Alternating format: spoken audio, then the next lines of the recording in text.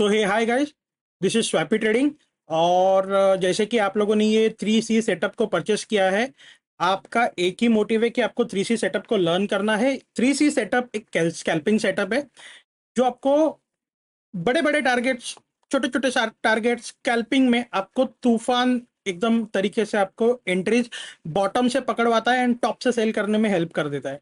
ठीक है, बट इसको डायरेक्टली जंप करने से पहले मैं आपको बताना चाहता हूँ, इसके कोई ये कोई आपको कोई जादू की छड़ी नहीं है। ठीक है, कि आपने मार्केट में घुमाया एंड 100% काम की। 100% नाम की मार्केट में या फिर अपनी प्रैक्टिकल लाइफ में कोई चीज नहीं होती।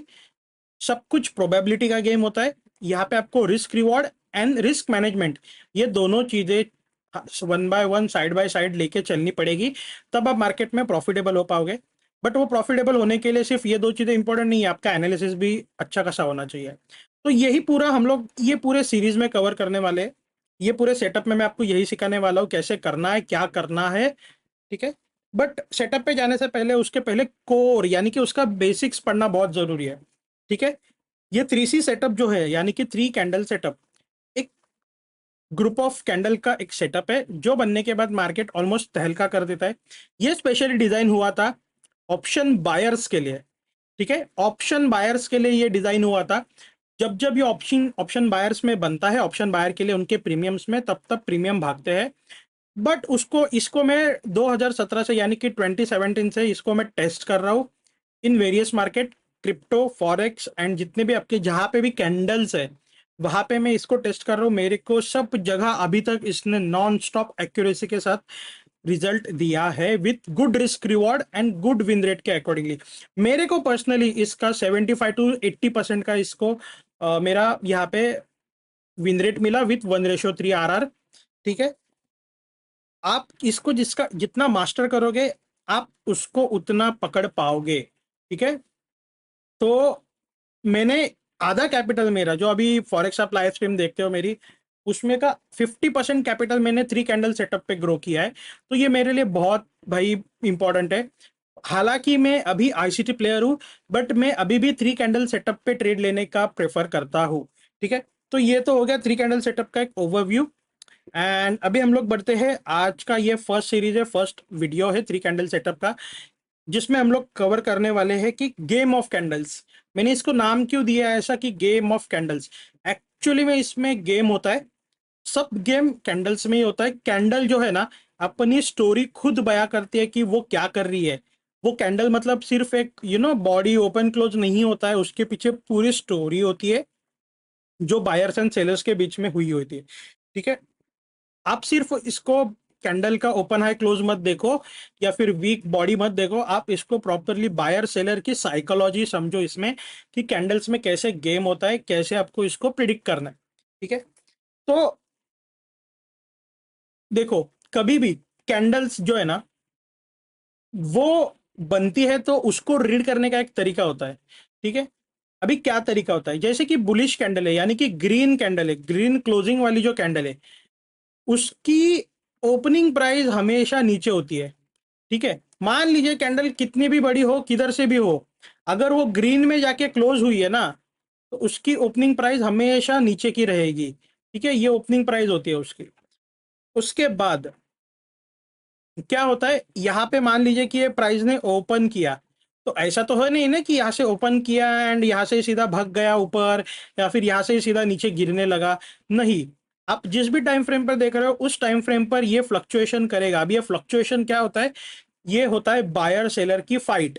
यानी कि क्या, प्राइस को बायर एंड सेलर फाइट करते हैं अपने अपने अकॉर्डिंगली, इसके टारगेट्स पुश करने के लिए या फिर अपने अपने साइकोलॉजी के अकॉर्डिंगली। वो कैसे होता है, मान लीजिए प्राइस ने ओपनिंग दिया 5 रुपीज पे, 5 रुपीज पे ओपनिंग देने के बाद मार्केट ने क्या किया, प्राइस ने, वो कैंडल ने एक लो लगाया। मान लीजिए कि वो लो 2 रुपए का रहेगा। ठीक है, बट यहां से क्या होता है, यहां से क्या होता है कि बायर्स इंटरेस्टेड होते हैं ये लेवल पे। ये लेवल पे बायर बोलते हैं कि नहीं, हम लोग प्राइस को और नीचे नहीं लेके जाएंगे। प्राइस को क्या करते हैं बायर्स, यहां से ही पुश कर देते हैं ऊपर की तरफ। ठीक है, तो पुश करने पर क्या होता है कि कैंडल जो है वो जो नीचे से आई है वो ऊपर चले जाती है। अभी वो कहाँ तक जाएगी बोल नहीं सकते, मान लीजिए कि मोटा मोटी ये कुछ गई 15 रुपए तक गई। ठीक है, ये 15 रुपए तक गई, तो ऊपर से सेलर्स भी एक्टिवेट हो गए। वो बोले कि नहीं यार, हम इसके ऊपर और प्राइस को जाने नहीं देंगे।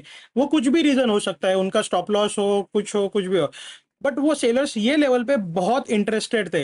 ये 15 रुपीज का जो प्राइस है ना, ये लेवल पे सेलर्स बहुत इंटरेस्टेड थे। उन्होंने क्या किया, उन्होंने अगेन प्राइस को नीचे ढकेला।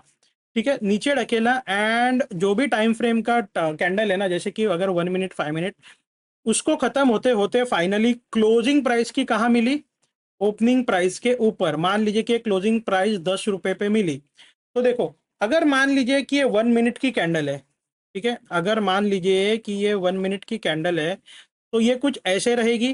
पहले ये ओपन हुई, ठीक है, ये ओपन होने पर मान लीजिए कि पहले इसने लो लगाया होगा, करेक्ट। अभी लो लगाने के बाद यहाँ पे ये लो लगाया, तो फिर क्या हो गया, एक लो क्रिएट हो गया मार्केट का। ये लो लगाने के बाद क्या किया मार्केट ने, यहाँ पे नीचे से बायर्स इंटरेस्टेड हुए।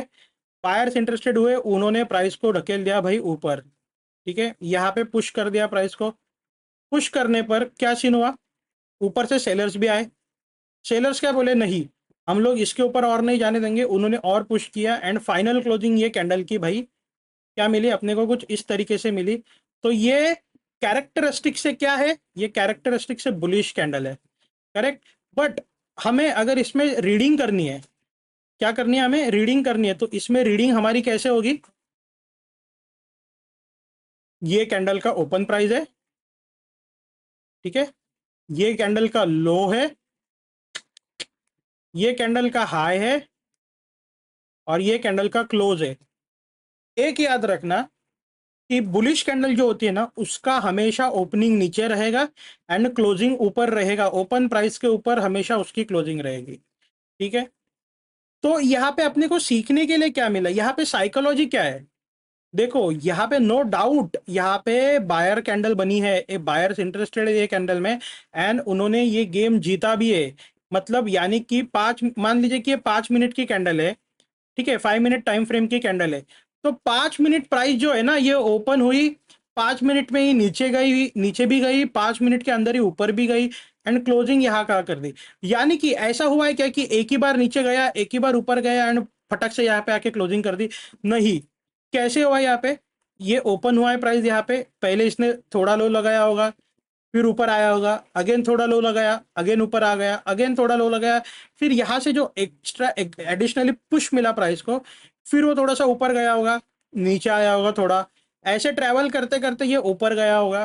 फिर यहाँ से रिजेक्शन भी क्या एक झटके में ऐसे आया होगा क्या, नहीं, यहाँ से भी थोड़ा सा रिजेक्शन आया होगा ऐसे, फिर से पुश किया होगा बायर ने, अगेन ऐसे करते करते फाइट चली पूरी इनकी, and final closing opening price के ऊपर प्राइस को मिल गई वो टाइम फ्रेम के अंदर। तो यहाँ पे स्टोरी क्या है, ये मान लीजिए कि 5 मिनट की कैंडल है ना, तो 5 मिनट तक बायर एंड सेलर ये दोनों फाइट करते रहे, एंड एट द एंड कौन जीता भाई, बायर जीता। क्यों, क्योंकि ओपनिंग प्राइस के ऊपर प्राइस ने क्लोजिंग दे दी, तो बायर जीता, करेक्ट। सेम केस में, सेम केस का उल्टा कर दो बेरिश कैंडल के लिए। बेरिश कैंडल का क्या है, बेरिश कैंडल का कलर हमेशा रेड होता है, ठीक है। तो यहाँ पे क्या हुआ होगा, हमें पता नहीं है, ठीक है। बेरिश कैंडल ओपन हुई, बेरिश कैंडल हमेशा ऊपर ओपन होती है, बेरिश कैंडल का ओपनिंग प्राइस हमेशा ऊपर होता है, ठीक है। ऊपर ओपन हुई होगी, उसने एक हाई लगाया होगा, ठीक है। जब ये हाई लगा रहा होगा तब इसका कलर क्या रहेगा, तब इसका कलर रहेगा ग्रीन रहेगा, करेक्ट, क्योंकि ओपनिंग प्राइस से ऊपर ये दे रहा है ना प्राइस, ठीक है। तो जब ओपनिंग प्राइस से ऊपर आता है तब हमारा क्या है कि हाई लगा रहा है, तो क्या है ये बुलिश में। बट यहाँ से सेलर्स आए होंगे, उन्होंने फिर से इसको पुश किया, एंड इसको अपने ओपनिंग प्राइस के नीचे लेके गए। तो जैसे ही ओपनिंग प्राइस के नीचे लेके गए, तो ये कैंडल का कलर क्या हुआ होगा, ग्रीन से रेड। तो ठीक है, तो ऐसे कुछ 5 मिनट्स की कैंडल है, तो ऐसे कुछ इनका ट्रैवलिंग फाइट चला होगा भाई। ऐसे जितना चला, जो भी चला, बायर सेलर जो भी जितना भी पुश करना था जिधर भी साइड से, वो कर दिया। एंड फाइनल क्लोजिंग जब 5 मिनट का टाइम फ्रेम क्लोज हुआ, तब इसकी जो क्लोजिंग है वो अपने को कहाँ मिल गई, नीचे मिल गई, ओपनिंग प्राइस के नीचे।